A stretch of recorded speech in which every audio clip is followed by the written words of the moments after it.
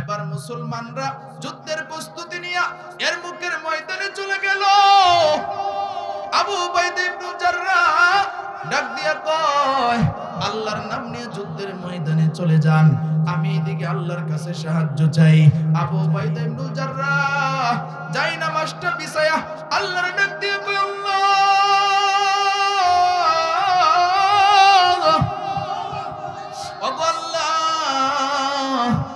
মুসলমানরা তো জুসে চলে গেছে, ৬০,০০০ সৈন্যবাহিনীর বিপক্ষে মাত্র ৬০ জন। ওগো আল্লাহ, তোমার প্রতি আমার বিশ্বাস আছে, ইমানদারদেরকে তুমি হারাইবা না। ওগো আমার রব, তোমার কাছে সাহায্য চাই, তোমার সাহায্য ছাড়া তো যুদ্ধে জিতা সম্ভব না। ওগো আল্লাহ, মুসলমানরা যুদ্ধের ময়দানে গেছে, নবীর হাড় ভাঙা পরিশ্রমের সাহাবীরা যুদ্ধের ময়দানে চলে গেছে। ওগো আল্লাহ, যুদ্ধের ময়দানে মুসলমানদেরকে তুমি বিজয় করে দিও।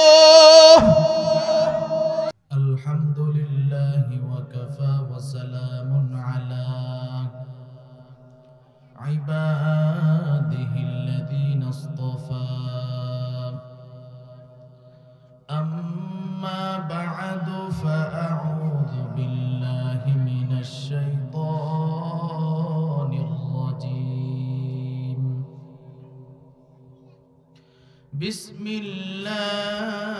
বিসমিল্লাহির রাহমানির রাহিম।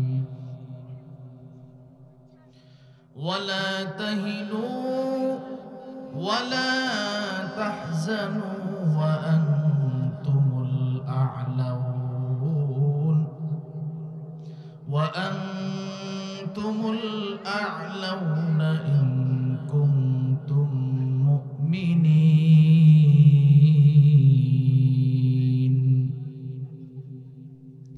وقال النبي صلى الله عليه وسلم لا يؤمن أحدكم حتى أكون أحب إليه من والده وولده والناس أجمعين أو كما قال النبي عليه الصلاة والسلام. صدق الله مولانا العظيم وصدق رسوله النبي الكريم ونحن على ذلك من الشاهدين والشاكرين والذاكرين والحمد لله رب العالمين.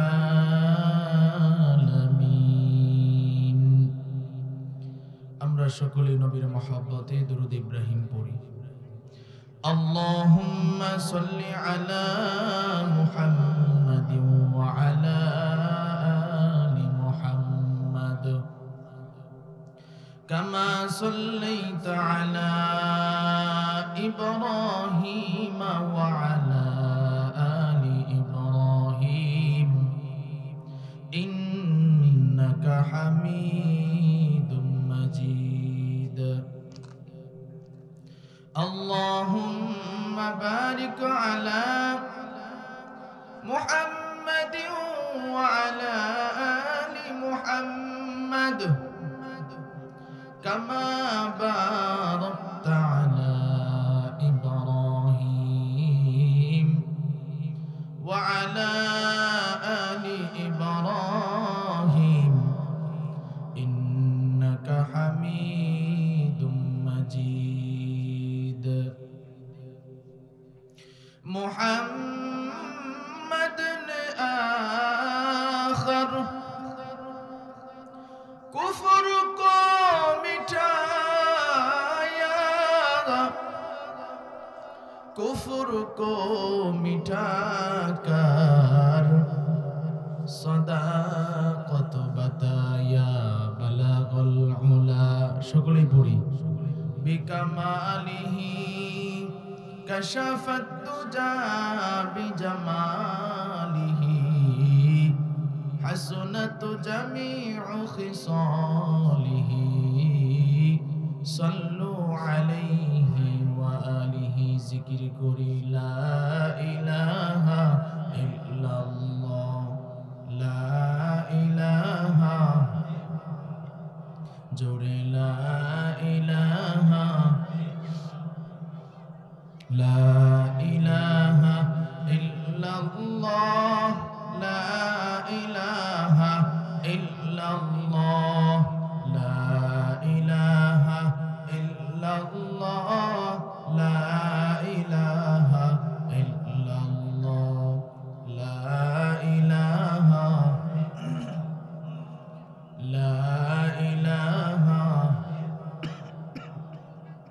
বেলাল বলে এক আল্লাহ উমাইয়া বলে বড় জালা বেলাল বলে এক আল্লাহ উমাইয়া বলে বড় জালা আমার আল্লাহ বলেন ও জিবরাইল আল্লাহ বলেন ও জিবরাইল জান্নাতেরি খুলো তালা লা ইলাহা লা ইলাহা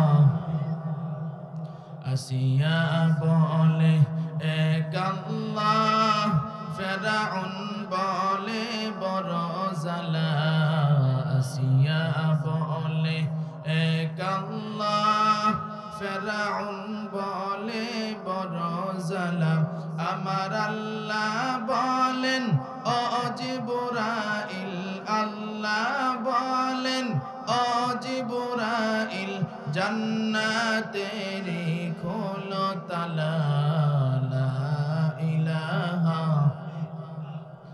জোরে লা ইলাহা লা ইলাহা ইল্লাল্লাহু মুহাম্মাদুর রাসূলুল্লাহ সকলেই পড়ি সাল্লাল্লাহু আলাইহি ওয়াসাল্লাম तकबीर में कलिमा में नमाजों में अदा में तकबीर में कलिमा में नमाजों में अदा में है नाम इलाही से मिला नाम मोहम्मद है नाम इलाही से मिला नाम मोहम्मद फरमाती है आदम के मुझे लिखा हुआ तो बाप मिला नाम मोहम्मद ऐ बंदे खुदा चाहूँगा उनकी मुलाकात ऐ बंदे खुदा चाहूँगा उनकी मुलाकात जल्दी से आ बैठे सुनो हजरत की नसीहत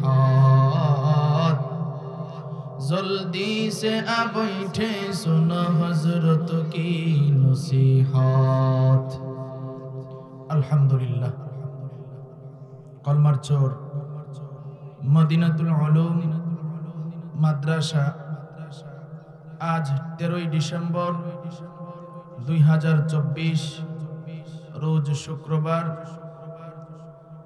अध्यक्षर महफिलेर सम्मानित सभापति प्रधान अतिथि विशेष अतिथिवृंद मुअज्जज मुकर्रम जातिर मातार मुकुट वरासातुल अंबिया हजरत उलामाए केराम दूर दूरान्त थेके आगत अल्लाह पाकेर आशिकिन जाकिरिन शाकिरिन मुहिब्बिन मुरब्बिन आज़म आमार कलिजार टुकरा जुबक बंधुगण स्नेहेर छोट भाई एवं पर्दार आड़ाले आलोचना शुनছেন सम्मानिता मुसलमान मा ओ बोनेरा अल्लाह रब्बुल आलामीर दरबारे आमरा शुक्रिया आदाय करी जे महान रब्बुल आलामीन आमादेरके भालोबेशे मोहब्बत करे आदर करे माया करे জান্নাতি বাগানে জান্নাতি পরিবেশে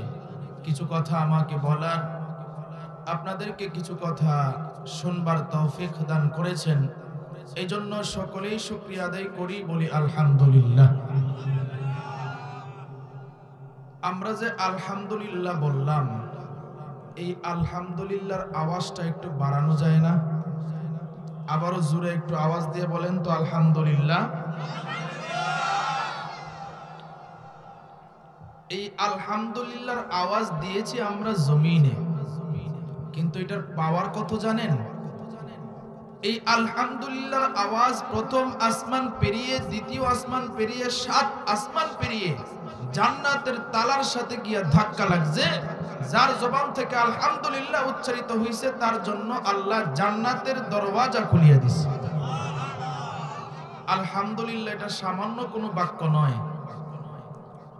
এই জন্য আজকের এই মাহফিলটা আমাদের জন্য বড় একটা নিয়ামত। কথা ঠিক না বেঠিক? এখানে হয়তোবা আমরা মানুষ অল্প হইতে পারি, কিন্তু এই মাহফিলের দাম অনেক বেশি। রাসূল বলছেন কত দাম জানো? কোন মানুষের জন্য স্পেশাল এরকম ফেরেশতা পাঠানো হয় না, কিন্তু যেই জায়গায় দ্বীনের আলোচনা হয়, যেই জায়গায় কোরআনের আলোচনা করা হয়, জিকিরের মজলিস হয়, রাসূল বলেন তাদের জন্য স্পেশাল ফেরেশতা পাঠায়া পাহারাদারির ব্যবস্থা আল্লাহ করে দেয়। সুবহানাল্লাহ। তাহলে চিন্তা করেন কত দামি জায়গায় আমরা বসলাম। এটা আমাদের জন্য অনেক বড় একটা নিয়ামত। এটা কিন্তু প্রতিদিন আমাদের জন্য সম্ভব না, প্রতিদিন পাবো না। যাদের কপাল ভালো তো বৈশা গেছেন। এটা সাহাবায়ে কেরামের গুণ ছিল, সাহাবায়ে কেরামের অভ্যাস ছিল। যেখানেই তিনি মজলিস পাইতো সাহাবায়ে কেরাম সেখানেই বসে যেতেন। জোরে বলেন সুবহানাল্লাহ। সাহাবায়ে কেরামের একটা নীতি ছিল, তারা যখন কোরআনের কথা শুনতো এমন ভাবে শুনতো, একটা পাখি যদি আইসা তাদের শরীরে বসতো, পাখিটা মনে করতো এটা মনে হয় কোন টিলা অথবা গাছের ডাইল হবে। সুবহানাল্লাহ। এত মনোযোগ দিয়ে শুনতো তারা। তাহলে চিন্তা করেন কোরআন হাদিসের কথা যত বেশি যে মনোযোগ দিয়ে শুনবে তার উপরে তত বেশি তাসির হবে। আজকে অনেক জায়গায় মানুষ বলে ওয়াজ মাহফিল তো অনেক হয় কিন্তু ফায়দা হয় না। আমি বলি ভাই, ফায়দা হয় না যে এই কথাটা ভুল হয়, তবে যাদের অন্তরটা দিলটা ওয়াজ মাহফিলের দিকে ঝুঁকে থাকে, মনোযোগ দিয়ে শুনে, তাদেরই ফায়দা হয়। কথা ঠিক কিনা বলেন? আর যারা মনে করেন এই যে বিভিন্ন দোকানপাটে, এরপরে মেলাতে ঘুরতে ফিরতে আসে, তারা তো ওয়াজ শুনতে আসে না, আনন্দ করতে আসে। কথা ঠিক কিনা বলেন? এই জন্য ভাই অনেক বড় দামি মজলিস। এই জন্য যতক্ষণ আলোচনা চলে আমরা শুনতে রাজি আছি তো ইনশাআল্লাহ। কারা কারা শুনতে রাজি আছি হাত তুলে আল্লাহরে দেখায় দিই। মাশাআল্লাহ, নারে তাকবীর। আল্লাহ সবাইকে কবুল করুক, বলেন আমিন। এই জন্য একটু আওয়াজ দিয়ে আমরা সকলেই বলবো, এই যে আমরা মাহফিলে আসলাম আমাদেরকে আনছেন কে? আরো জোরে আওয়াজ দিয়ে বলেন কে? তাআতে তাও ফি কিতাআত হামজাতু ই আমানাত ওয়া ইজাবাত হামজাতু। তাআতে তাও ফি কিতাআত হামজাতু ই আমানাত ওয়া ইজাবাত হামজাতু। तौफीक से होती है ये नेमत की खजीना, हर मर्द किताबों तो किया और निशाना, हर मर्द किताबों तो किया और निशाना। ऐ बंदा ये खुदा चाहोगा उनकी मुलाकात, जल्दी से आ बैठे सुनो हजरतों की नसीहत, जल्दी से आ बैठे सुनो हजरतों की नसीहत। अरे नबीर उम्मतेर दल, अल्लाह रब्बुल आलामीन আমাদেরকে এখানে আনছেন।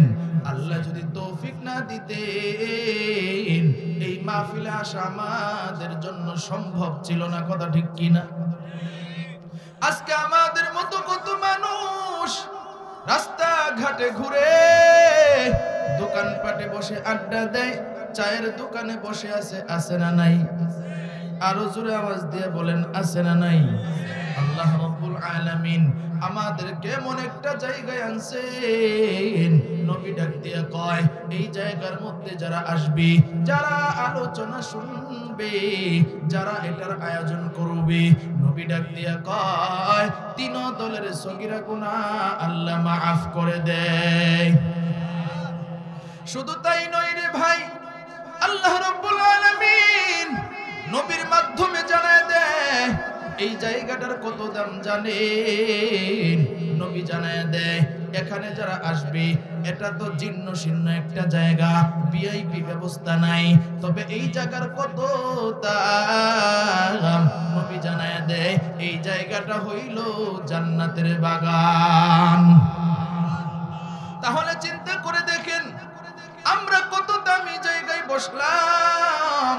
নবী আরো জানায় দেয় এই জায়গার মধ্যে শেষ পর্যন্ত থেকে যারা দোয়া করে বাড়িতে যাবে, তারা যদি দোয়ার মধ্যে আল্লাহর কাছে তওবা করে, আল্লাহ রাব্বুল আলামিন জানায় দেয় ওই বান্দাগুলির গুনাহ মাফ করে আমি আল্লাহ ওই বান্দাগুলোকে জান্নাতি মানুষ হিসেবে কবুল করে নিব। তাহলে চিন্তা করেন আমরা যে যেখানে আসলাম কত দামি হিসেবে আমরা আসলাম। কথা ঠিক কিনা? এই জন্য ভাই আমি কোরআনে কারীম থেকে একটি আয়াতে কারিমা তেলাওয়াত করেছি।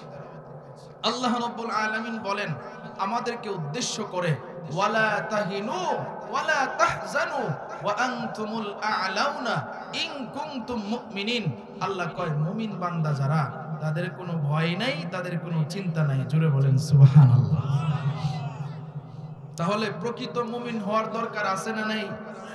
এখন বলবেন হুজুর আমরা তো মুসলমানের ঘরের সন্তান মুসলমান, এখন শুধু মুসলমানের ঘরে জন্ম নিলেই কি প্রকৃত মুমিন হওয়া যায়? প্রকৃত মুমিন হইলে পুঙ্খানুপুঙ্খানুভাবে কোরআন সুন্নাহ অনুযায়ী চলতে হয়। কথা ঠিক কিনা বলেন? আজকে দেখেন আমরা মুসলমান হইছি অথচ মসজিদগুলা টাইস করা, বিশাল বড় বড় মসজিদ, অথচ 5 ওয়াক্ত নামাজে এক কাতারের বেশি মুসল্লি পাওয়া যায় না। কথা ঠিক না বেঠিক? ফজরের সময় তো দেখা যায় ইমাম সাহেব অনেক সময় একাই নামাজ পড়া লাগে। কথা ঠিক কিনা বলেন? আহারে মুসলমান কি মুমিন হইলাম আমরা যে নামাজের সময় নাক ডাইকে ঘুমাই। এই জন্যই তো কাফের বেঈমানরা আমাদেরকে বারবার মারতে সুযোগ পায়। আজকে যদি আমাদের মসজিদ ভর্তি থাকতো, ঈমানের অবস্থা যদি শক্তিশালী থাকতো, কাফের বেঈমানরা আমাদেরকে মারবে তো দূরের কথা, কাফের বেঈমানরা মুসলমানের বিপক্ষে আঙ্গুল তোলারও সাহস পাইতো না। কথা ঠিক কিনা বলেন? আফগানিস্তানের একজন আলেম বলছিলেন যে মুসলমানরা তখনই তাদের বিজয়ের দ্বার প্রান্তে পৌঁছতে পারবে যখন জুমার দিন যে পরিমাণ মুসল্লি হয়, ফজরের নামাজে সে পরিমাণ মুসল্লি যেদিন হবে, সেদিনই মুসলমানের বিজয়ের হাতছানি দিবে। সুবহানাল্লাহ। তাহলে এখন দেখেন জুমার সময় যে পরিমাণ মুসল্লি হয়, ফজরের সময় কি এই পরিমাণ মুসল্লি হয়? এর এক কোনাও হয় না। এই জন্য ভাই শুধু শুক্রবারের নামাজ ধরেন না, 5 ওয়াক্ত নামাজ ধরেন। রাজি আছেন তো ইনশাআল্লাহ? তাহলে প্রকৃত মুমিন হওয়া লাগবে। প্রকৃত মুমিন যদি হইতে পারেন তাহলে আপনার জীবন ইনশাআল্লাহ সফল হবে। আর প্রকৃত মুমিন হইলে আল্লাহর কাছেও আপনি দামি হইতে পারবেন। কাফের বেঈমানরা ভয়ে কম্পিত হবে যারা মুসলমান, তখন আর কাফের বেঈমানরা আমাদের উপরে আঙ্গুল তুলতে সাহস পাবে না। দেখেন না কিতাবের মধ্যে ঘটনা আসছে, বাদশা হিরাক্লিয়াস অনেক শক্তিশালী বাদশা ছিল। সাহাবায়ে কেরামকে নবীজি পাঠাইছেন, এই বাদশা হিরাক্লিয়াস মুসলমানদেরকে অনেক কষ্ট দিতেছে, মুসলমানদের বিরুদ্ধে কাজ করতেছে, তার বিরুদ্ধে যুদ্ধের ঘোষণা হইল, তোমরা তাড়াতাড়ি যাও ইয়ারমুকের ময়দানে চলে যাও আর বাদশা হিরাক্লিয়াসের দলের যে লোক আছে সবগুলোরে পরাজিত করে বিজয়ের ঝান্ডা উপরে উঠায় দাও। জোরে বলেন সুবহানাল্লাহ। নবীজি ঘোষণা দিবেন, একজনের সেনাপতি বানাইছেন। কয়জন রে? একজন। তার নাম হলো আবু উবাইদা ইবনুল জাররাহ রাদিয়াল্লাহু তাআলা আনহু। তিনারে সেনাপতি বানায়া নবী বলছে, আবু উবাইদা যাও, তোমার সাথে সাহাবায়ে কেরামদেরকে নিয়ে যুদ্ধের ময়দানে চলে যাও, ইয়ারমুকের ময়দানে চলে যাও। গিয়া তাবু গাড়লো। তাবু গাড়ার পরে মুসলমানরা সেখানে তাবু গাড়া শেষ, এক একজন নফল নামাজে দাঁড়ায় গেছে। সুবহানাল্লাহ। এখন বাদশা হিরাক্লিয়াস সে কিছু গোয়েন্দা বাহিনী পাঠাইছে, কই দেখো তো মুসলমানরা যে আসছে যুদ্ধের ময়দানে তাদের পজিশনটা কিরকম, তাদের শক্তি কিরকম, তাদের যন্ত্রপাতি কিরকম, তারা লোক কেমন, একটু দেখে আসো। বাদশা হিরাক্লিয়াস গোয়েন্দা পাঠাইছে। গোয়েন্দা আইসা রাত্রিবেলায় আসছে গোপনে। আইসা দেখে কেউ সেজদায় পইরা কাঁদে, কেউ রুকু অবস্থায় কাঁদে, কেউ মাটিতে আত্তাহিয়াতু সূরাতে বৈশা কাঁদে, কেউ আসমানের দিকে এরকম হাত উঠায় আসমানের দিকে তাকায়া কাঁদে। এখন গোয়েন্দা বাহিনী চিন্তা করলো এই লোকগুলারে মনে হয় আব্দুল্লাহর ছেলে মুহাম্মদ জোর কইরা পাঠাইছে। এখন এরা যেহেতু যুদ্ধের ময়দানে আসছে, এখন আমাদের থেকে বাঁচার জন্য মনে হয় কান্নাকাটি করতেছে। নাউজুবিল্লাহ কইতেন না। আসলে মূলত তারা কিসের জন্য কাঁদে? কার কাছে কাঁদে? আল্লাহর কাছে। গোয়েন্দা বাহিনী গিয়া কয়, বাদশা আমরা যুদ্ধের ময়দানে আমাদের বিজয় নিশ্চিত। কারণ কি? কয় হেদের সবাইকে গিয়া দেখি সব কান্না করে, তার মানে মুহাম্মদ সাল্লাল্লাহু আলাইহি ওয়াসাল্লাম মনে হয় জোর করে পাঠাইয়া দিছে। জোর করে তো পাঠাই নাই, আসল তারা যে কেন কান্না করে এই বিষয়টাই বুঝতে পারে নাই। কথা ঠিক কিনা বলেন? কারণ তাদের ভিতরে তো ঈমানের দৌলত নাই। মুসলমানের ঈমান হলো সবকিছুতে সাহায্য চাইতে হবে একজনের কাছে। তিনি কে? আল্লাহ। মুমিনরা, ঈমানদাররা কখনো অন্য কারো কাছে মুখাফেক্কি হয় না, একমাত্র মুখাফেক্কি হয় কার কাছে? আল্লাহর কাছে। এখন বাদশা কয়, তাহলে তো সঠিক খবর লই আইছো, তাহলে একটা কাজ করো, সকাল বেলায় গিয়া এদেরকে একটা ভয় দেখায় আসো। কি দেখায়া? ভয়। বাদশা হিরাক্লিয়াস একজনের সেনাপতি বানায়া ৬০,০০০ সৈন্যবাহিনী পাঠাইছে। কয় হাজার? ৬০,০০০। আবু উবাইদা ইবনুল জাররাহ রাদিয়াল্লাহু তাআলা আনহু তিনি ফজরের নামাজের ইমামতি করলেন। ইমামতি কইরা ডান দিকে সালাম ফিরাইলেন, বাম দিকে সালাম ফিরাইলেন। সালাম ফিরানোর পরে ওই যে বাদশা হিরাক্লিয়াসের সৈন্যবাহিনীরা আইসা হাজির।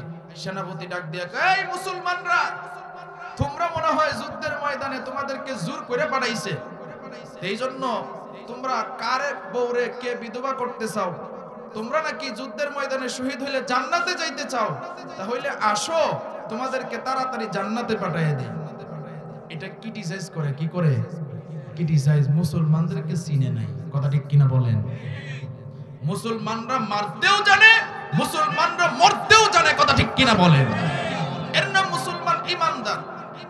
কিন্তু তারা ক্রিটিসাইজ করে। আর ক্রিটিসাইজ করার কারণ হইল ওই যে রাত্রের গোয়েন্দা গিয়া বলছে এই জন্য। আবু উবাইদা ইবনুল জাররাহ একদম চুপ, কিচ্ছু বলে নাই। তাদেরকে ভয় দেখায়া তারা চলে গেছে। আবু উবাইদা ইবনুল জাররাহ মনে মনে কয়, দেখা হবে যুদ্ধের ময়দানে, দেখবো তোমাদের বাহাদুরি। সুবহানাল্লাহ। এখন আবু উবাইদা ইবনুল জাররাহ নামাজ পড়া সালাম যখন ফিরাইছে তো এই হুমকি শুনছে। হুমকি শোনার পরে সামনের দিকে ঘুরছে। ইমাম সাহেবরা দেখেন না ফজরের নামাজ পড়া মুসল্লিদের সামনের দিকে ঘুরে, এভাবে ঘুরছে, ঘুইরা দাঁড়াইছে। দাঁড়ায় কয়, তারা তো ঈমানদার না, বেঈমান, আর আমরা হইলাম ঈমানদার। আমাদেরকে আইসা তারা হুমকি দিয়া যায়, ক্রিটিসাইজ করে, ঠাট্টা বিদ্রুপ করে, আমাদেরকে নিয়ে হাসাহাসি করে। এই তোমাদের মধ্যে কে আছো এমন যে এই ৬০,০০০ সৈন্য বাহিনীকে একাই তুমি পরাজিত করতে পারবা? সুবহানাল্লাহ। আস্তে কোন মহিলারা শুনবো, জোরে কোন সুবহানাল্লাহ। দেখেন ঈমানের পাওয়ার কত। কে আছো এমন যে একাই তুমি যুদ্ধের ময়দানে এই ৬০,০০০ সৈন্য বাহিনীর বিপক্ষে লড়বা? কে আছো এমন? একজন দাঁড়ায় গেল। আবু উবাইদা ইবনুল জাররাহ কয়, তুমি বসো। দ্বিতীয় নম্বরে আরেকজন দাঁড়াইলো, আমি পারবো, কয় না তুমিও বসো। তৃতীয় নম্বরে আরেকজন দাঁড়ায় গেল, আবু উবাইদা ইবনুল জাররাহ কয় না তুমিও বসো। চতুর্থ নম্বরে আরেকজন দাঁড়ায় গেল, যার নাম হচ্ছে খালিদ বিন ওয়ালিদ রাদিয়াল্লাহু তাআলা আনহু। তিনি যখন দাঁড়াইছে, আবু উবাইদা ইবনুল জাররাহ রাদিয়াল্লাহু তাআলা আনহু ডাক দিয়া কয়, হ্যাঁ তোমারই আমি মনে মনে চাইতেছিলাম, তুমি যদি আগেই দাঁড়াইতা তাহলে আর আমি এত মানুষকে দাঁড় করাইতাম না। তোমারই আমি মনে মনে চাইছিলাম, তবে তুমি যেহেতু দাঁড়াইছো, তুমি যে ৬০,০০০ সৈন্যবাহিনীকে পরাজিত করবা, এটার প্রমাণ কি? সুবহানাল্লাহ কইতেন না? এবার খালিদ বিন ওয়ালিদ রাদিয়াল্লাহু তাআলা আনহু কয়, ও আবু উবাইদা ইবনুল জাররাহ, প্রথম প্রমাণ দিব আমি আল্লাহর কোরআন থেকে। জোরে বলেন সুবহানাল্লাহ। দ্বিতীয় প্রমাণ দিব রাসূলের হাদিস থেকে। প্রথম প্রমাণ কি? আবু উবাইদা ইবনুল জাররাহ এবার ডাক দিয়া কয়, ওয়ালা তাহিনু ওয়ালা তাহজানু ওয়া আনতুমুল আ'লাউনা ইন কুনতুম মুমিনিন।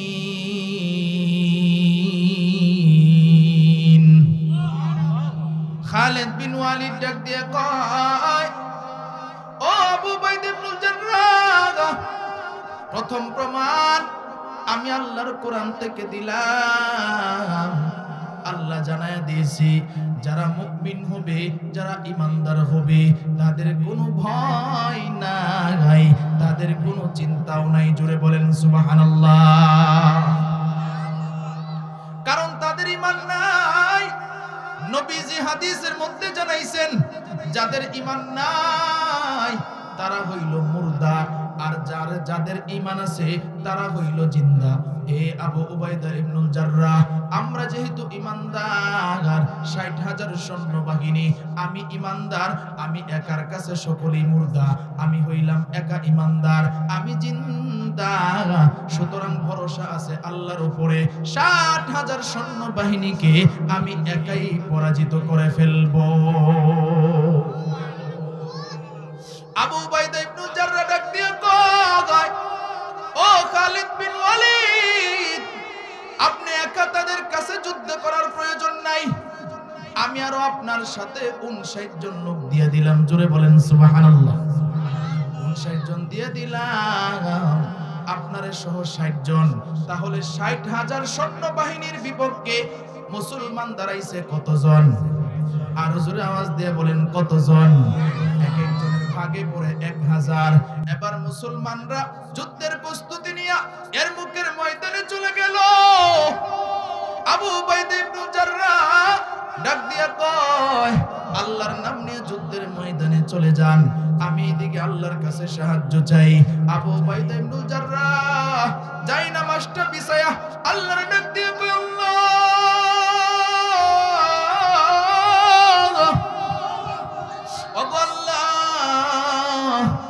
মুসলমানরা তো জুসে চলে গেছে, ৬০,০০০ সৈন্যবাহিনীর বিপক্ষে মাত্র ৬০ জন। ওগো আল্লাহ, তোমার প্রতি আমার বিশ্বাস আছে, ঈমানদারদেরকে তুমি হারাইবা না। ওগো আমার রব, তোমার কাছে সাহায্য চাই, তোমার সাহায্য ছাড়া তো যুদ্ধে জিতা সম্ভব না। ওগো আল্লাহ, মুসলমানরা যুদ্ধের ময়দানে গেছে, নবীর হাড় ভাঙা পরিশ্রমের সাহাবীরা যুদ্ধের ময়দানে চলে গেছে। ওগো আল্লাহ, যুদ্ধের ময়দানে মুসলমানদেরকে তুমি বিজয় করে দিও। এইভাবে যখন আল্লাহর কাছে দোয়া করে, ওইদিকে তুমুল জোরে যুদ্ধ হইতেছে, এর মুখের ময়দানে যুদ্ধ আর যুদ্ধ। আবু উবাইদা ইবনুল জাররাহ তিনি নামাজ শেষ করে ঘোড়াটা নিয়া বিকাল বেলায় যুদ্ধের ময়দানের দিকে রওনা দিয়েছেন। খালিদ বিন ওয়ালিদ রাদিয়াল্লাহু তাআলা আনহু তার সাথে সঙ্গীদেরকে নিয়ে এমন যুদ্ধ করতেছে, এর মুখের ময়দানে শুধু মরুভূমি, বালি আর বালি। যুদ্ধের কারণে তাদের গলা কাটা পড়তেছে, রক্ত বাহির হইতেছে, এত পরিমাণ রক্ত, মরুভূমি তো ধুলোই ভরা, এই ধুলাগুলি কাদা হয়ে গেছে। আবু উবাইদা ইবনুল জাররাহ ঘোড়া নিয়ে যখন সামনের দিকে আগায়, তিনি ভাবতেছেন, হায় হায় ৬০,০০০ সৈন্যবাহিনীর বিপক্ষে মুসলমান মাত্র ৬০ জন। না জানি মুসলমানরা কি কাটা পড়ে গেছে কিনা, শহীদ হয়ে গেছে কিনা।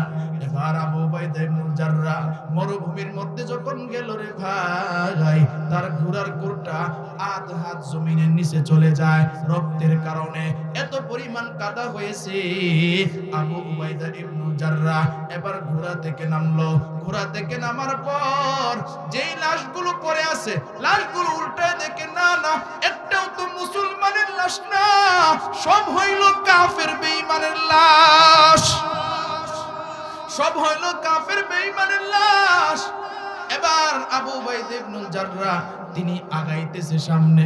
দেখি তো সামনের অবস্থা কি। সামনে যখন আগায়, মাগরিবের ওয়াক্ত প্রায় শুরু হয়ে যাচ্ছে, আসরের ওয়াক্ত শেষ হয়ে যাচ্ছে।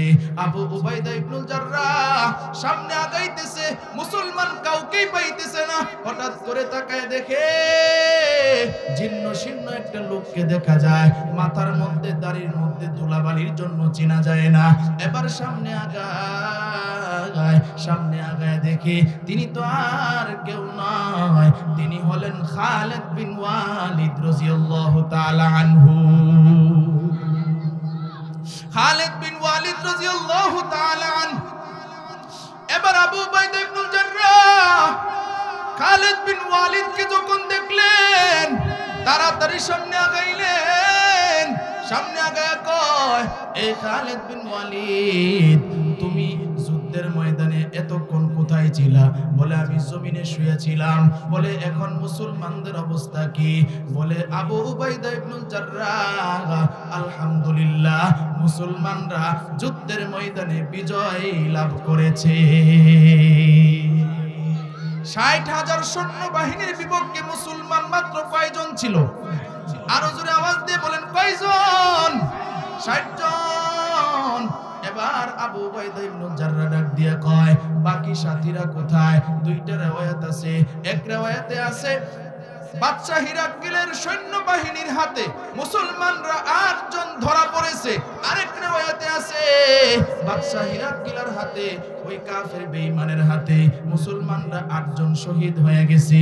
আর কাফের বেঈমান ৬০,০০০ অধিকাংশই জাহান্নামে পাঠায় দিয়েছে, আর কিছুগুলা ভেগে চলে গেছে, বাদশা হিরাক্লিলের দরবারে চলে গেছে। আবু উবাইদা ইবনুল জাররাহ ডাক দিয়া কয়, হে খালিদ বিন ওয়ালিদ, সূর্য তো ঢেলে যাচ্ছে, তাড়াতাড়ি চলেন, আসরের নামাজটা জামাতের সাথে এখনো পড়তে পারবেন। আসরের নামাজ এখনো কাজা হয় নাই, আপনি কি জোহরের নামাজ পড়েছেন?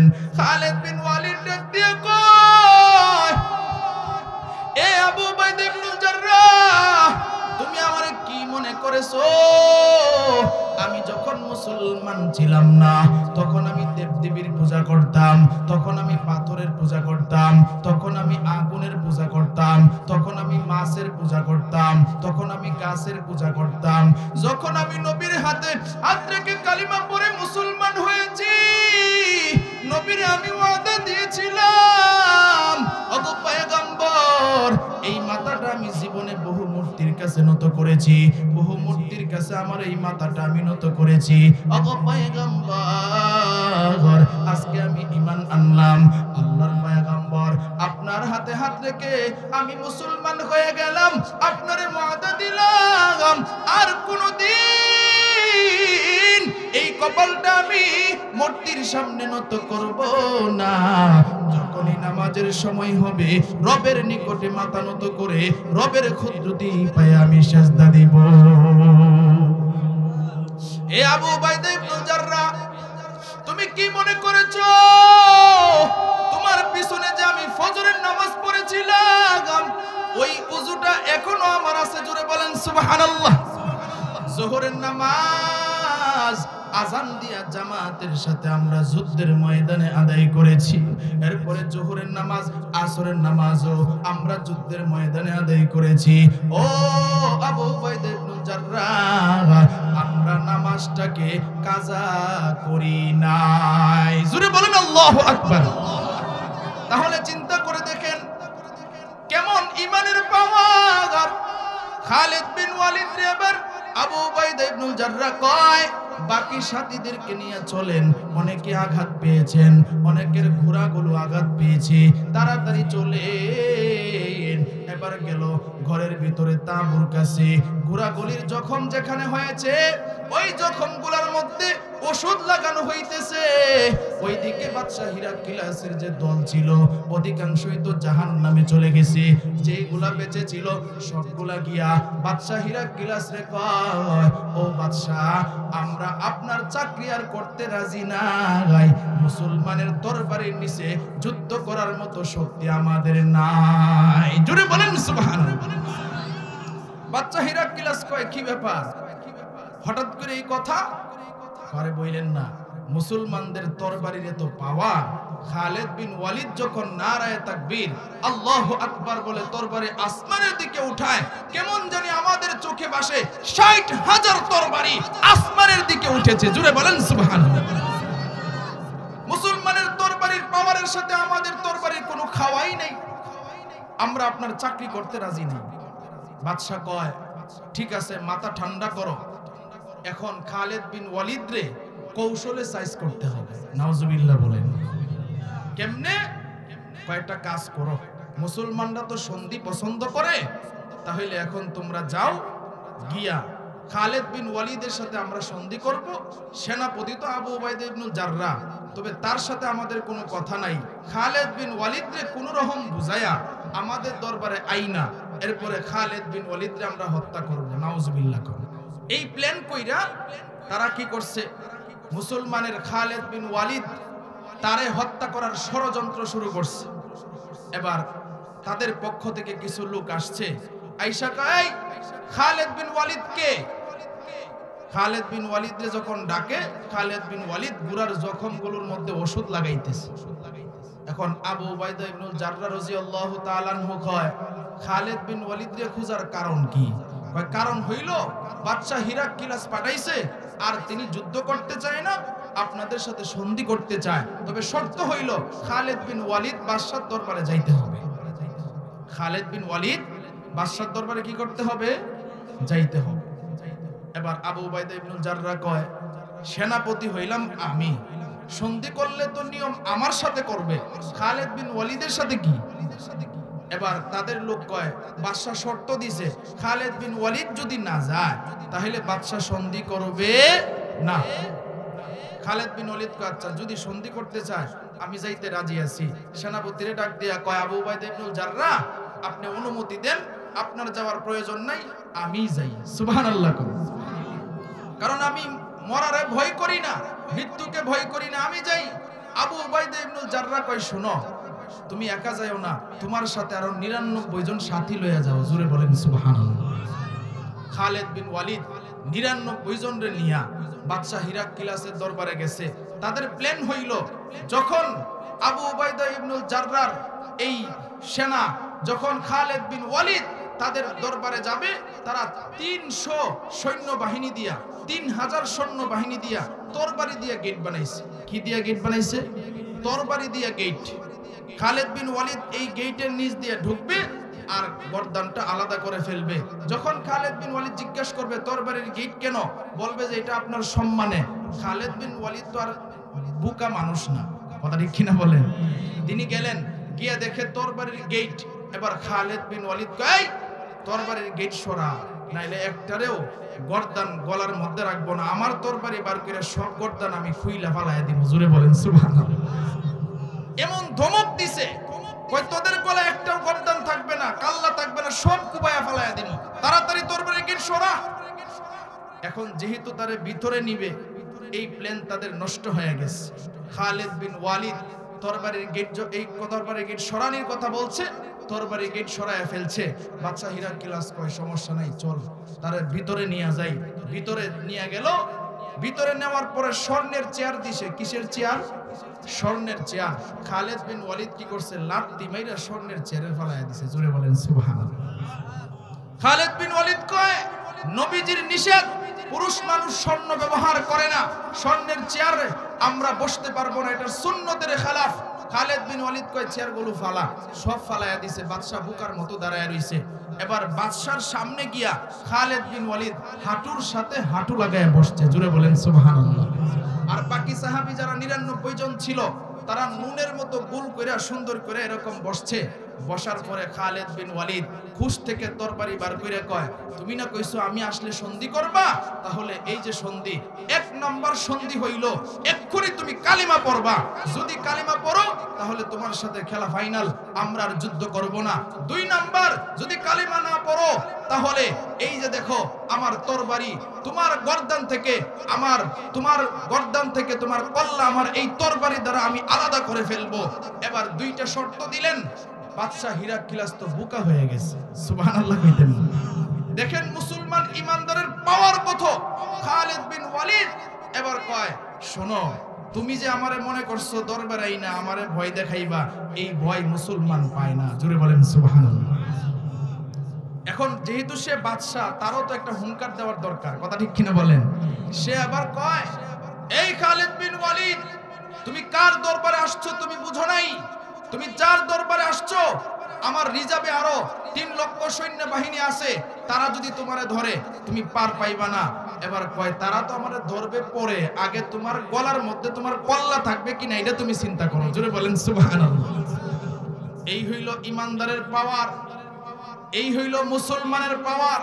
আজকে আমরা এমন মুসলমান হইছি যে আমাদের ইমানে মসজিদ পর্যন্তই আমরা যাইতে পারি না, কথা ঠিক কিনা বলেন? আল্লাহ ডাক দিয়া কয়, যারা ইমানদার মুমিন হবে তাদের কোনো চিন্তাও থাকবে না, ভয়ও থাকবে না। তাহলে দেখেন আমাদের ইমান আজকে দুর্বল না সবল? আরো জোরে আওয়াজ দিয়ে বলেন, দুর্বল না সবল? এই জন্য আমাদের ইমান পাওয়ারফুল বানানোর দরকার আছে না নাই? কারা কারা রাজি আছেন যে আমাদের ইমান আমরা পাওয়ারফুল বানাইতে চাই? আজকে থেকে 5 ওয়াক্ত নামাজ সঠিকভাবে আদায় করব। কারা কারা রাজি আছেন হাত তুলে আল্লাহরে দেখায় দেন। মাশাআল্লাহ, নারে তাকবীর। আল্লাহ সবাইকে কবুল করুক, বলেন আমিন।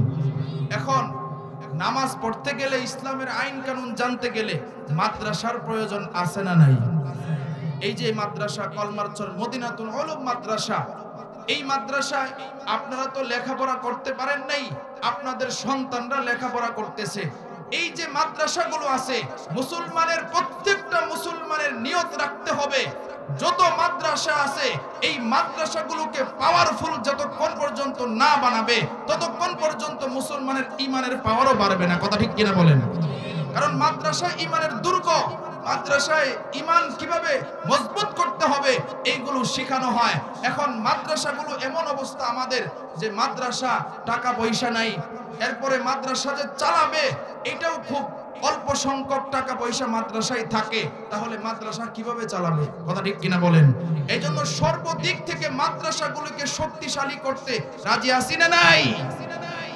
মেরে ভাই, কোরআনের খেদমত যত বেশি করবেন আল্লাহ তাআলার পক্ষ থেকে তত বেশি সাহায্য আসবে। জোরে বলেন সুবহানাল্লাহ। একজন বাদশা ছিল, যার নাম হলো সুলতান মাহমুদ গজনবী। তার একটা সিস্টেম ছিল, সে রাত্রিবেলায় ঘুরে ঘুরে মানুষদেরকে দেখতেন তাদের অবস্থা কেমন, তারা কি করত। সুলতান মাহমুদ গজনবী একদিন তার একজন সেনাপতিরে নিয়ে রাস্তায় বাহির হইছে। বাহির হওয়ার পরে সে তার কানের মধ্যে আওয়াজ পাইতেছে কে যেন কোরআনে কারীমের তেলাওয়াত করতেছে। জোরে বলেন সুবহানাল্লাহ। কোরআনে কারীমের তেলাওয়াত করে সুলতান মাহমুদ গজনবী তার খাদেম রে ডাক দিয়া কয়, খাদেম, এত সুন্দর মধুর করে কে কোরআনে কারীমের তেলাওয়াত করে? সুলতান মাহমুদ রে ডাক দিয়া কয়, ও উস্তাদ, সেটা তো আমিও ভালোভাবে জানি না। ওই দিক থেকে আওয়াজ আসে, চলেন আমরা ওই দিকে যাই, গিয়ে দেখি কে বৈশা বৈশা কোরআনে কারীমের তেলাওয়াত করতেছে। সুলতান মাহমুদ গজনবী তার খাদেম রে ডাক দিয়ে কই, খাদেম চলো আমরা গিয়ে দেখি কোথায় এরকম সুন্দর করে কোরআনে কারীমের তেলাওয়াত করে। সামনের দিকে আগায়, সামনের দিকে যতই আগায় সুলতান মাহমুদ গজনবীর ততই ভালো লাগতেছে, কারণ কোরআনের তেলাওয়াতের এতটাই মজা। কোরআনে কারীমের তেলাওয়াত যতই শোনা হয় ততই মজা লাগে, কথা ঠিক কিনা বলেন? আরো জোরে আওয়াজ দিয়ে বলেন ঠিক কিনা? কোরআনে কারীমের তেলাওয়াত এত মধুর, কারণ এটা দুনিয়াবি কোনো মানুষের কথা না, দুনিয়াবি কোনো মানুষের লেখা কিতাব না, এটা হলো একমাত্র রবের কালাম। সুলতান মাহমুদ গজনবী এবার সামনের দিকে আগায়। সুলতান মাহমুদ গজনবী সামনের দিকে আগায় আর চোখের পানি পালায় কান্দে। তার খাদেমরে ডাক দিয়ে কয়, খাদেম তাড়াতাড়ি চল, গিয়া দেখি কে তো সুন্দর করে কোরআনে কারীমের তেলাওয়াত করে। এবার সুলতান মাহমুদ সামনের দিকে আগায় আর তার চোখের পানি পালায় কান্দে। হঠাৎ করে গিয়ে দেখে সরকারি একটা বাতির নিচে একটা 8 বছরের বাচ্চা বৈশা বৈশা কোরআনে কারীমের তেলাওয়াত করতেছে। খুব ভালো করে মনোযোগ দিয়ে শুনেন, ইমানরে পাওয়ারফুল বানাইতে হবে। মুসলমান, আজকে তো আমাদের ইমান এত দুর্বল। সুলতান মাহমুদ গজনবী এবার যখন দেখে বাচ্চারা তেলাওয়াত করতেছে, খাদেমরে ডাক দিয়া কয়, এ খাদেম, বাচ্চার যেন ডিস্টার্ব না হয়, কোনো কথা বলা যাবে না। যতক্ষণ বাচ্চা কোরআনে কারীমের তেলাওয়াত করে ততক্ষণ দাঁড়ায়া দাঁড়ায়া সুলতান মাহমুদ কোরআনে কারীমের তেলাওয়াত শুনে। সুলতান মাহমুদ গজনবী এবার তেলাওয়াত শুনতে শুনতে তার কান্নার আওয়াজটা বেড়ে গেল। ছোট্ট 8 বছরের বাচ্চা, হঠাৎ করে তার কানের মধ্যে কান্নার আওয়াজ গেল। ওই বাচ্চা এবার ডাক দিয়া কয়, কে আশেপাশে কান্না করেন? ও চাচা, আপনি কেন কান্না করেন? সুলতান মাহমুদ গজনবী এবার ডাক দিয়ে কয়, ও সন্তান, তুমি এত সুন্দর করে কোরআনে কারীমের তেলাওয়াত এই সরকারি বাতির নিচে বৈশা কেন তুমি করতেছো? তোমার কি ঘর নাই? তোমার কি বাড়ি নাই? এবার ছোট্ট বাচ্চা ডাক দিয়ে কয়, ও চাচা, আপনি আমার এই কথাটা বললেন, আমার তো ঘর আছে কিন্তু ঘরের মধ্যে পর্যাপ্ত ব্যবস্থা নাই। বলে, তোমার বাবার নাম কি বলো? এই কথা বলতে দেরি হয়, ছোট্ট বাচ্চারা চোখের পানি পালায় কান্না করতে দেরি হয় না। ছোট্ট বাচ্চা কান্না করে। সুলতান মাহমুদ তো এবার বোকা হয়ে গেছে, কি ব্যাপার? বাচ্চারে বাপের কথা যখন বললাম, কেন বাচ্চাটা কাঁদে? এবার জিজ্ঞাসা করে, সন্তান কেন তুমি কান্না করো? এবার ডাক দিয়া কয়, ও চাচা, অনেকদিন আগেই আমার বাবা দুনিয়া থেকে বিদায় হয়ে গেছে। কারণ দেখবেন, যে মানুষের মা নাই, যে মানুষের বাবা নাই, তারাই বুঝে মা বাবা হারানোর ব্যথা। কথা ঠিক কিনা বলেন? যাদের মা বাবা নাই তারাই একমাত্র বুঝে যে মা বাবা হারাইলে কি পরিমাণ কষ্ট। সুলতান মাহমুদ গজনবী এবার ডাক দিয়ে কয়, সন্তান আর কান্না করিও না, তুমি আমারে তাড়াতাড়ি বলো, তুমি কেন সরকারি বাতির নিচে বৈশা কোরআনে কারীমের তেলাওয়াত করো? এবার সন্তানটা ডাক দিয়ে কয়, ও চাচা, আমার মা অসুস্থ, আমার মা ভিক্ষা করে প্রতিদিন যে টাকা আয় করে, যে চাউল আনে, এই চাউল অর্ধেক ভাগ করে আমার জন্য রেখে দেয়। আমি লেখাপড়া করার জন্য, কোরআনে কারীম তেলাওয়াতের জন্য বাতির ব্যবস্থা করে, খাবারের ব্যবস্থা করে, আর অর্ধেক চাউল অর্ধেক টাকা আমাদের পরিবারের পিছে খরচ করে। এবার সুলতান মাহমুদ গজনবী ডাক দিয়া কয়, সন্তান তাহলে শুনো, তোমার মা যেহেতু অসুস্থ, তোমার আর পেরেশানি নাই, আজকে থেকে আমি তোমার কোরআন পড়ার জন্য সবকিছুর ব্যবস্থা করে দিব। ব্যবস্থা করার মালিক কি? আরো জোরে আওয়াজ দিয়ে বলেন কে? কোটি টাকার মালিক দেখো, অভাব হয় না দূর, গরিব ঘুমায় আরাম করে মনটা বাহাদুর। ফেরাউনের লাশটা দেখো মিশর জাদু ঘরে, খাই না মাটির পোকা মাছি সবাই ঘৃণা করে। হৃদয়ে থাকিবে যার নম্রতা সদা, রহমত আসিবে তা প্রভুর ওয়াদা। বড়র বড়ই থাকলে দিলে রহমত আসবে না, নিজেকে নিজে ছোট মনে করিও সদা। উঁচু জমিন থেকে পানি নিজ জমিনে যায়, তেমনি খোদার রহমত আসে নমরুদের দায়। ভোগবিলাসের বাড়ি গাড়ি পরে রবে থাকতে সময় স্মরণ করো আল্লাহ আমার রব, থাকতে সময় স্মরণ করো আল্লাহ আমার রব। আমাদের রব কে? আরো জোরে আওয়াজ দিয়ে বলেন আমাদের রব কে? ইন্নাল্লাযীনা ক্বালু রাব্বুনাল্লাহ সুম্মা ইসতাকামু ফালা খাউফুন আলাইহিম ওয়ালা হুম ইয়াহজানুন। আল্লাহু আকবার বলেন। ব্যবস্থা করার মালিক আল্লাহ। সুলতান মাহমুদ গজনবী ওই সন্তানটারে ডাক দিয়ে কই, পেরেশানি নাই, টেনশন নাই, আজকে থেকে তোমার কোরআন পড়ার জন্য যা কিছুর প্রয়োজন আমি সুলতান মাহমুদ ব্যবস্থা করে দিব। দেখেন ছোট্ট বাচ্চা কি কয়, কয় চাচা যান, আমার মা আমারে শিখাইছে কেউ যদি আমারে কোনো কিছু দিতে চায় আমার মার অনুমতি না নেওয়া পর্যন্ত আমি যেন তার থেকে কোনো কিছু না নেই। চিন্তা করছেন ছোট্ট বাচ্চা মাদ্রাসায় লেখা পড়ার করার কারণে তার মার প্রতি কত আদব, কথা ঠিক কিনা বলেন? আর এখনকার যে ছেলে ফেলে আছে দেখবেন মা বাপে যদি এক পায়ে চলতো কয় হে আরো বাম পথে চলে, কথা ঠিক কিনা বলেন? ছোট্ট বাচ্চা দূরের কথা বড় হয়ে গেছে গা, এরপরেও দেখবেন ওই সন্তানগুলো বাপ মার কথা শুনে না, আছে না নাই? বাপ মা কয় একভাবে চলতো, সন্তান চলে আরেক ভাই। তাইলে যেই সন্তানগুলো বাপ মার কথা না শুনে এই সন্তানগুলি কি আল্লাহর জান্নাতে যাইতে পারবে? জোরে আওয়াজ দিয়ে বলেন জান্নাতে যাইতে পারবে? মেরে ভাই, এই জন্য সন্তানদেরকে মাদ্রাসায় ভর্তি করেন। মাদ্রাসায় ভর্তি করলে আদব আখলাক ভালো হয়, কথা ঠিক কিনা বলেন? এরপরে সুলতান মাহমুদ গজনবী যখন বলছে, সন্তান কয় আমার মা তো অনুমতি দিলে আমি নিব। কয় ঠিক আছে, তাহলে তোমার মার থেকে অনুমতি নিয়ে আসো। এবার দৌড় দিয়া মার কাছে গেছে। মার কাছে গিয়া কয় মা আপনি তো অসুস্থ, খুব ভালো করে শুনেন।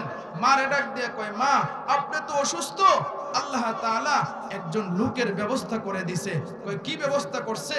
কয় আমি তো সরকারি বাতির নিচে কোরআন পড়তেছিলাম, কারণ আমাদের ঘরে বাতি নাই, এই জন্য ওই লোক ডাক দিয়া কয় আমার কোরআন পড়ার জন্য খাবার দাবার বাতি সব কিছুর ব্যবস্থা উনি করবে। জোরে বলেন সুবহানাল্লাহ। মা ডাক দিয়া কয় তাহলে আমার কাছে আসছো? বলে মা আপনি না কইছেন কেউ কোনো কিছু দিলে যেন না নেই, সুবহানাল্লাহ কইতেন না? আপনি যদি অনুমতি দেন তাইলে ওই লোকের কাছ থেকে আমি নিব এবং লোকেরে বলবো যে সব কিছুর ব্যবস্থা করে দেন। এরপরে মা কয় বাবা যাও, অনুমতি দিলাম। সুলতান মাহমুদ গজনবীর কাছে এই ছেলেটা চলে গেল। ছেলেটা যায়া কয় চাচা আমার মা অনুমতি দিছে আমারে কোরআন পড়ার জন্য ঘরের ব্যবস্থা করে দেন, বাতির ব্যবস্থা করে দেন, খাবারের ব্যবস্থা করে দেন। সুলতান মাহমুদ ওই যে তার খাদেম রে ডাক দিয়া কয় কালকেই এই সন্তানের জন্য একটা ঘরের ব্যবস্থা করে দেবে। জোরে বলেন সুবহানাল্লাহ। ঘরের ব্যবস্থা করছে, লাইটের ব্যবস্থা করছে, খাবারের ব্যবস্থা করছে। এবার সুলতান মাহমুদ গজনবী ডাক দিয়ে কয় খাদেম সব তো ব্যবস্থা হইল, মানুষ যখন ধনী হয়ে যায় অনেক সময় দেখবেন আল্লাহরে ভুলে যায়, আছে না নাই? ধনী হয়ে গেলে অনেক সময় আল্লাহরে চিনে না, এমন অনেক মানুষ আছে। কয় আল্লাহ আবার কেডা? নাউজুবিল্লাহ কম। এবার সুলতান মাহমুদ গজনবী কয় চল দেখে আসি বাচ্চাটা আগের মতো লেখাপড়া করে কিনা। এবার সুলতান মাহমুদ গজনবী গেছে, যায় দেখে না বাচ্চাটা কোরআন শরীফ যে তেলাওয়াত করতেছে দূর থেকে কোরআনের তেলাওয়াত শোনা যাইতেছে। জোরে বলেন সুবহানাল্লাহ। সুলতান মাহমুদ গজনবী খাদেম রে ডাক দিয়া কয় আরে খাদেম চল তাড়াতাড়ি যাই, ঘরের কাছে গিয়া বাচ্চাটার একটু কোরআন তেলাওয়াত শুনি। সুলতান মাহমুদ গজনবী যখনই কোরআনের তেলাওয়াত শুনে চোখের পানি আর সে রাখতে পারে না।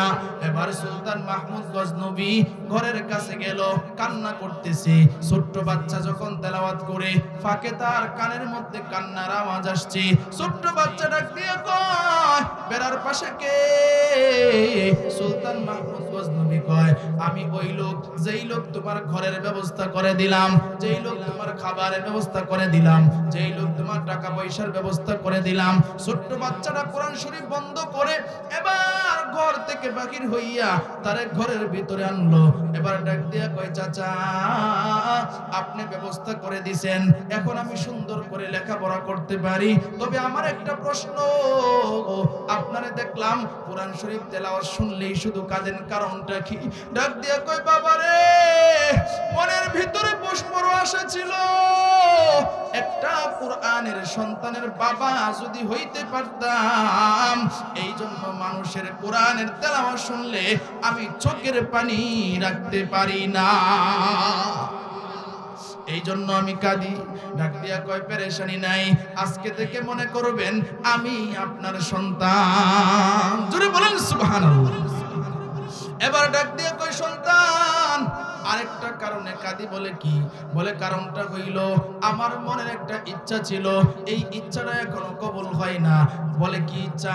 বলে আমি এটা তোমারে বলবো না, তবে আমি এটা গোপন রাখবো। ছোট্ট বাচ্চা ডাক দিয়া কয়, ঠিক আছে, আপনার জন্য আমি এখনই আল্লাহর কাছে দোয়া করব। ছোট্ট বাচ্চা ডাক দিয়া কয়, আমি আল্লাহর কাছে দোয়া করতেছি, আল্লাহ অবশ্যই ইনশাআল্লাহ আমার দোয়া কবুল করে নিবে। জোরে বলেন সুবহানাল্লাহ। কারণ যে বাচ্চারা নিষ্পাপ, কোরআন তেলাওয়াত করে, মাদ্রাসার ছোট ছোট বাচ্চা, তাদের তো কোনো গুনাহ নাই, কথা ঠিক কিনা বলেন? তাদের কোনো গুনাহ নাই, মাসুম। এই বাচ্চাগুলি যদি আল্লাহর কাছে দোয়া করে, আল্লাহ কি তাদের দোয়া ফিরাবে? আরো জোরে বলেন, ফিরাবে? এবার ছোট্ট বাচ্চা হাত তুললে আল্লাহরে ডাক দিয়া কয়, আল্লাহ এই চাচা আমার জন্য ঘরের ব্যবস্থা করিয়া দিছে, লাইটের ব্যবস্থা করিয়া দিছে, খাবারের ব্যবস্থা করিয়া দিছে।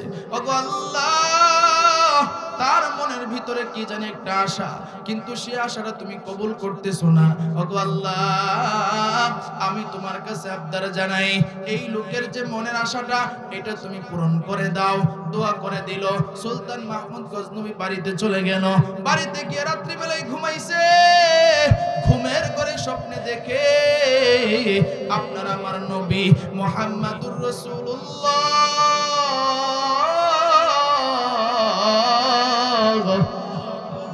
সাল্লাল্লাহু আলাইহি ওয়াসাল্লাম আয়েশা স্বপ্নে দেখা দিছে।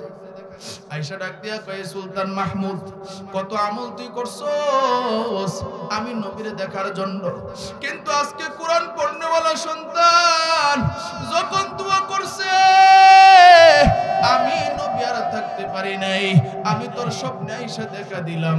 আরে সুলতান মাহমুদ, ওই কোরআন পড়নেওয়ালা সন্তানের উসিলায় তুই আজকে আমি নবীরে স্বপ্নে দেখতে পারছস। জোরে বলেন সুবহানাল্লাহ। এই জন্য ভাই, আমরা পরিপূর্ণ মুমিন যদি হতে চাই, পরিপূর্ণ মুমিন যদি হতে চাই, কোরআন পড়নেওয়ালা সন্তানদেরকে মহব্বত করার দরকার আছে না নাই? মাদ্রাসা মসজিদকে মহব্বত করার দরকার আছে না নাই?